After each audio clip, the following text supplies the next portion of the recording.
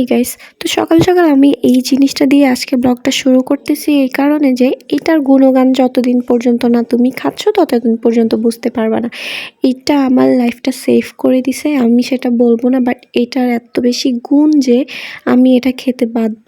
ভাবতেছি এখন থেকে প্রতিদিন এটা খাবো। সকাল সকাল এইটা খেয়ে বাসা থেকে বের হয়ে যাচ্ছি। আজকে যাব হচ্ছে একটা রেস্টুরেন্টে।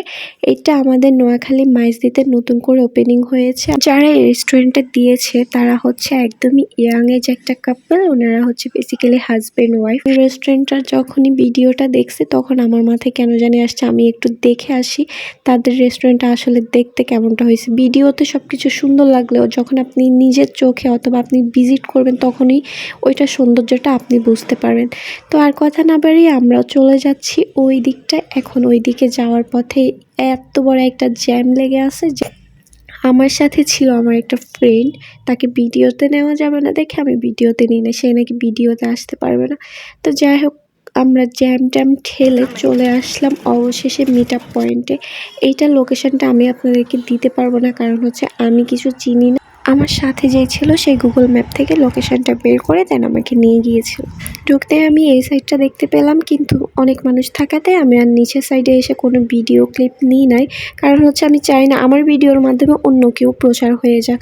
তো এরপর যখন খাওয়া দাওয়া শেষ করে নিচে আসলাম তখন দেখলাম যে মানুষ খুব একটা নেই। তারপর গিয়ে আমি বললাম যে আমাকে একটা ভিডিও করে দিন। আর হ্যাঁ, সবচেয়ে সুন্দর কথা হচ্ছে আমাকে যে ভিডিওটা করে দিয়েছে সেই হচ্ছে শিশির ভাইয়া, মানে হচ্ছে ওই রেস্টুরেন্টের ওনার। তো ওনাকে দিয়ে বেসিক্যালি আমি পুরো ভিডিওটা করিয়েছিলাম, কারণ হচ্ছে আমি এর আগে কোনো রেস্টুরেন্টের রিভিউ দিই নাই একদম। রেস্টুরেন্ট দেখতে কেমন এটা থেকে শুরু করে তাদের ফুড কোয়ালিটি কেমন ছিল, এইটাই আমার ফার্স্ট ভিডিও যেখানে কিনা আমি তোমাদেরকে একটা রেস্টুরেন্টের রিভিউ দিচ্ছি। তাদের নতুন রেস্টুরেন্ট হিসেবে এত ভালো সার্ভিস পাবো এটা অ্যাকচুয়ালি আমি আশা করিনি। তো ওদের কাস্টমার সার্ভিসটা যদিও খুব একটা ভালো না এখন পর্যন্ত, যেহেতু এটা নতুন একটা রেস্টুরেন্ট, তো ওখানে মানুষজন কম, মানে হচ্ছে তাদের কাজ করার মানুষ কম, কিন্তু কাস্টমারের অনেক বেশি চাপ আছে নতুন হিসাবে, যার কারণে ফুড দিলে একটু দেরি হয়। তুলনামূলক দেরিটা একটু হলেও যখন আপনি ফুডটা সামনে পাবেন না, বিশ্বাস করেন আপনার ওই কষ্টটা একদমই আপনি ভুলে যাবেন। এইটা হচ্ছে তাদের রেস্টুরেন্টের মেনু কার্ড। তো মেনু কার্ড দেখে আমার কাছে যতটা মনে হয়েছে এটা খুব বেশি হাই করেনি আবার খুব বেশি লো না, একদম মাঝামাঝি একটা অবস্থায় আছে। এখানে যেহেতু আমি নতুন কোনো আইটেম দেখি নাই, মানে হচ্ছে এমন কোনো আইটেম ছিল না যেগুলো আমি কখনো খাইনি ওই আইটেমটা অর্ডার করব। তো এমন কোনো কিছু না দেখতে পেয়ে আমি অর্ডার করেছিলাম এক চিকেন কর্ন স্যুপ। আর স্যুপটা আমি দেখে যতটা না বেশি পছন্দ হয়েছে, এটার আমি মুখে দিয়ে তত বেশি পছন্দ হয়েছে। তার সাথে ছিল একটা cheese burger, chicken cheese burger. বার্গারটার আমি জাস্ট উপরে উঠাই লেয়ারগুলো দেখতেছি আর চিজটা দেখতেছি যে ঠিকঠাক আছে কিনা। যখনই আমি উপরে উঠালাম আমি বানটা হাতে নিয়ে বুঝতে পারলাম যে না ভাই, অনেক বেশি ভালো। আর তারপর আমি স্যুপের কোয়ান্টিটি দেখতেছি, চিকেনের পরিমাণ কত বেশি ছিল অথবা কর্ন কত বেশি ছিল। তারপর দেখলাম না, মোটামুটি ঠিকই আছে দাম হিসেবে। তো আমি আসলে এটা নতুন রেস্টুরেন্ট হিসেবে রিস্ক নিতে চাইনি, যার কারণে আমি আগে বললাম যে কোনো 2টা অর্ডার করা যাক। মুখে দিতেই তো জাস্ট অবাক হয়ে গেছি যে ভাই এটা এত বেশি মজা, আমি আর কখনো এতটা আশা নিয়ে যেতে পারি না নতুন কোনো রেস্টুরেন্টে। কারণ আমার কাছে হচ্ছে নতুন কোনো রেস্টুরেন্ট মানেই হচ্ছে ওদের ফুড কোয়ালিটি অনেক বেশি বাজে, কিন্তু ভাই বিশ্বাস করেন এদের ফুড অনেক বেশি মজা, অনেক। আপনি যদি না যান আপনি বিশ্বাসই করতে পারবেন না। দেন আমি ট্রাই করেছি তাদের চিকেন চিজ বার্গারটা।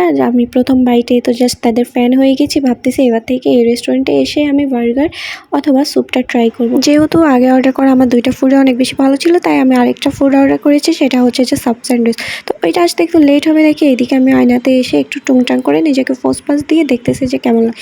তো এই তো চলে এসেছে আমাদের সাব স্যান্ডউইচ। তো সাব স্যান্ডউইচে আমি দেখতেছি যে এখানে আসলে চিজ দিয়েছে নাকি মেয়োনিজ দিয়েছে, এগুলো দেখতে দেখতে আমার মুখে জাস্ট পানি চলে আসছে যে কখন আমি খামো আর কখন বুঝবো যে এইটার টেস্টটা কেমন। তো আমি এইটার চিন্তা ভাবনা ছেড়ে দিয়ে যখন এইটা মুখে নিলাম, ভাই আমি কিছু বলতে পারবো না, বললে তোমরা হয়তো বলবা যে একটু বাড়াবাড়ি করতেছিস, বাট তোমরা যতদিন না ওখানে যাবা, তোমরা যতদিন না খাবা, জাস্ট বুঝতে পারবা না যে ওদের ফুডগুলো আসলে কেমন ছিল।